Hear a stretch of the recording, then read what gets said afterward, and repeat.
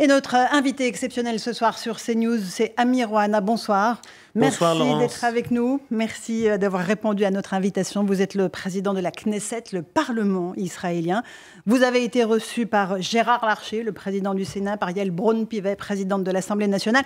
Et vous serez reçu dans quelques instants par le président Emmanuel Macron. Vous allez bien sûr, et c'est ma première question, monsieur Oוחana, évoquer le sort des otages. 130 otages aux mains des terroristes du Hamas. Parmi eux, 3 otages français, dont tous les soirs, nous prononçons le nom sur cette chaîne. La France prend part aux négociations pour la libération de tous ces otages. Qu'est-ce que vous attendez de notre pays, monsieur Oוחana?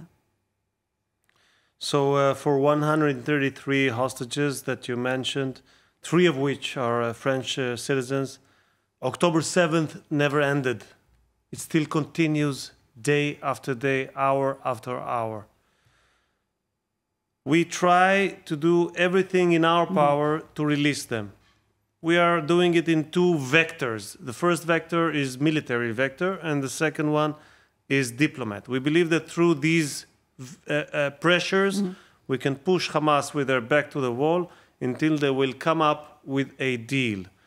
I have to say that certain statements saying that we should stop Israel, ceasefire, even without releasing the hostages, decreases the efforts and the pressure that Hamas should feel and does not help to release them. But we believe that it is possible and we will do everything to do that.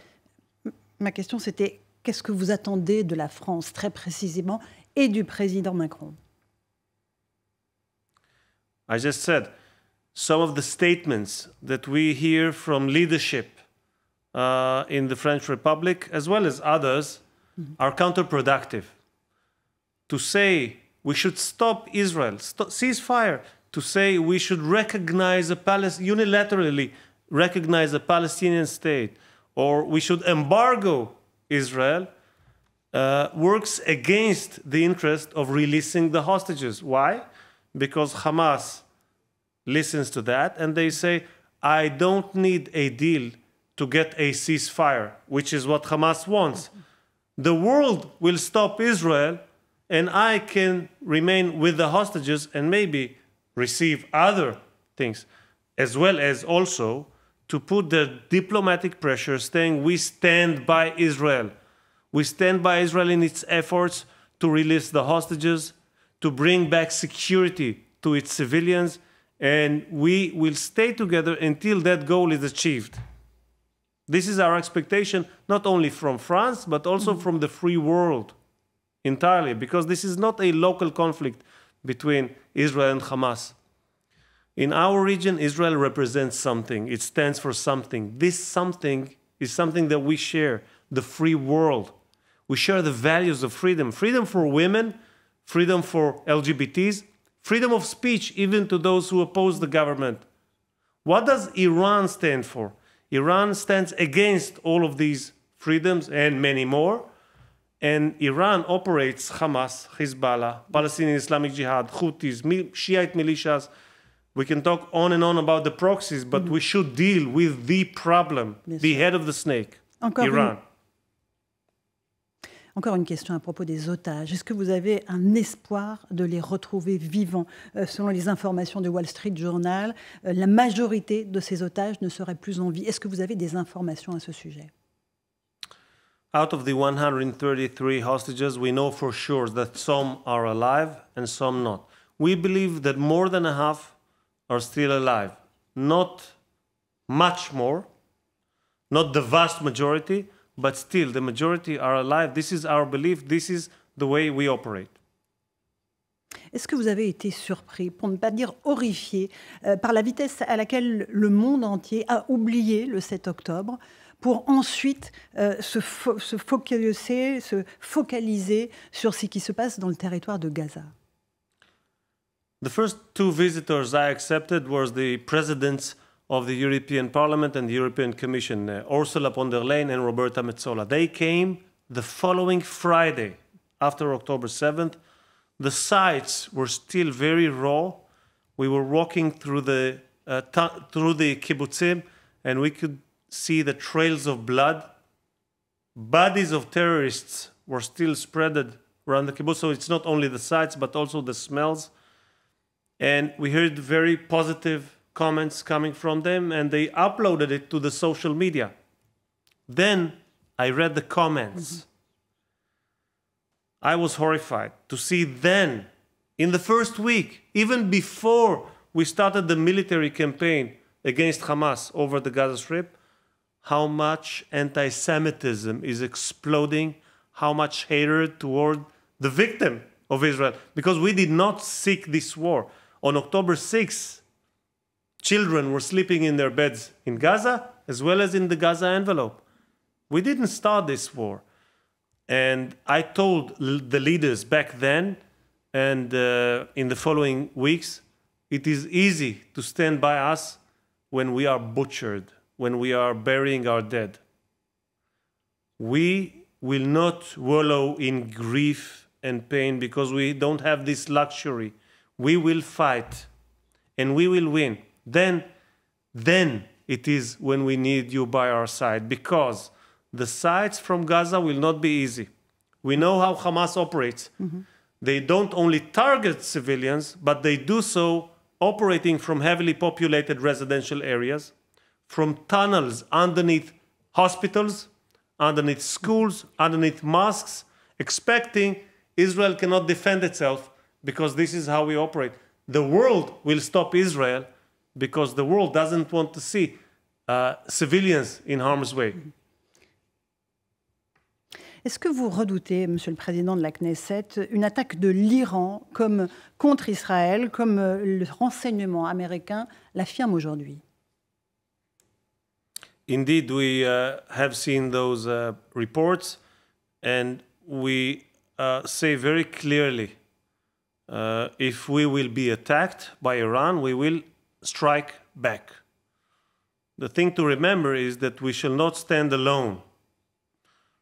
I expect our friends of the free world to convey the very same message and to back their words with deeds should, God forbid, such an attack should happen.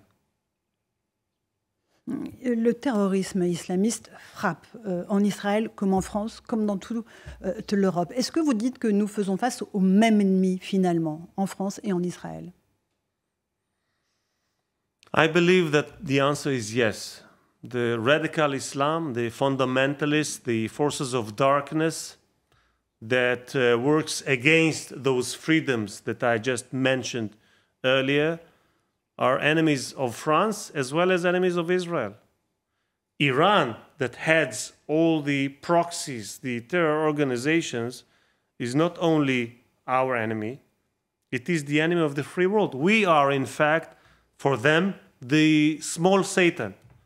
America is the big Satan, but America symbolizes the free world that we are all a part of. So I believe the world is watching, and if, God forbid, we lose this war, we can only imagine what happens next on the soil of Europe. Une partie des Israéliens réclament la tenue d'élections législatives pour renouveler la Knesset, qui a fêté ses 75 ans cette année. Est-ce nécessaire? Est-ce que c'est souhaitable à vos yeux? Ou est-ce que vous considérez qu'il est beaucoup trop tôt au milieu de la guerre que vous êtes en train d'opérer? This is no less than a catastrophe. This would be a clear invitation for our enemies to strike. Why?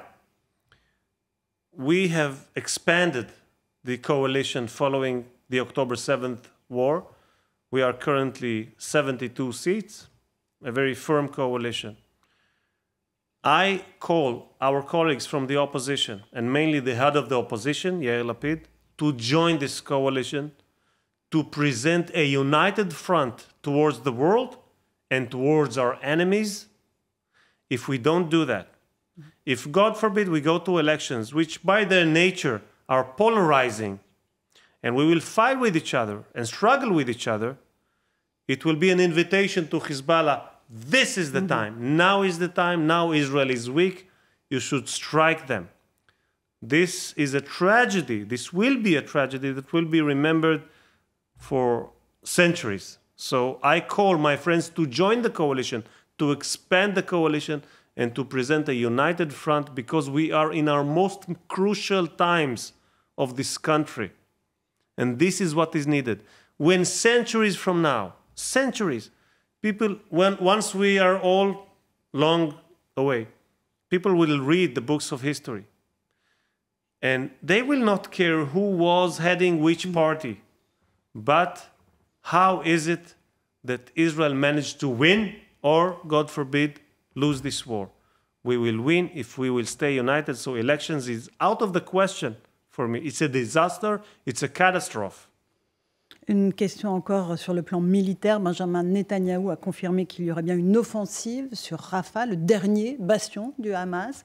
Vous confirmez qu'Israël ira au bout de cette guerre? Est-ce que vous avez une idée du terme, de la fin de cette guerre, de cette opération armée?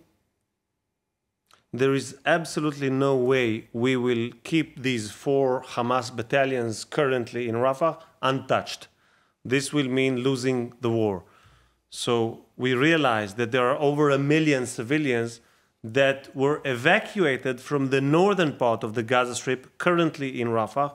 They were evacuated because we told them it's going to be a war zone, it's going to be dangerous, we don't wish to harm you, so please leave the area, and they went down south.